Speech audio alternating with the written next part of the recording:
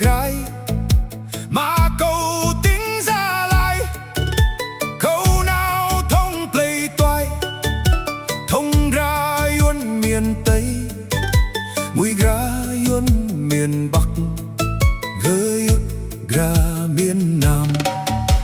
Ra yuan tỉnh Cà Mau, ra yuan tỉnh Lào Cai, ra tơ Hà Sapa, ra dân tộc Yên Bái.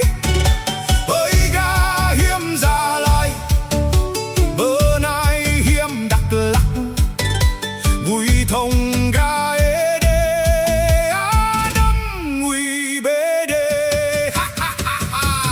Câu ra Đồng Tháp nào thông Bạc Liêu, câu đi miền Trung tung tăng miền Nam, khắp ga miền Tây anh ga Cà Mau, hao ga Pleiku su ga Pleibeng.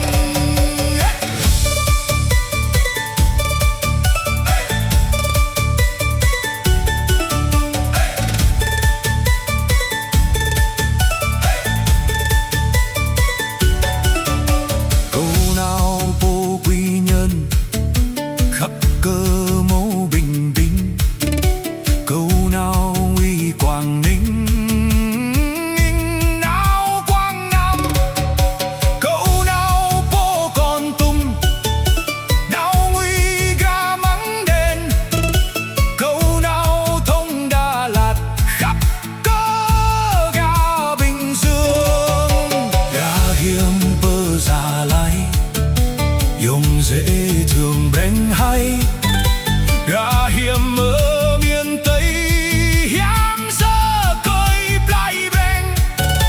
Hơi à danh Bình Dương xin một miếng tình thương, hơi can cô Đắk Lắk chắc là không dám ăn.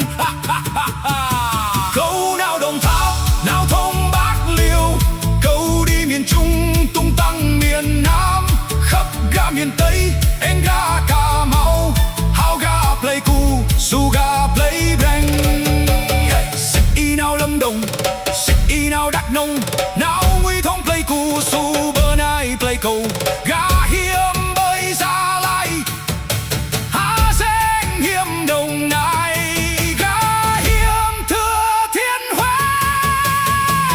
ơi miền Trung ga hiếm.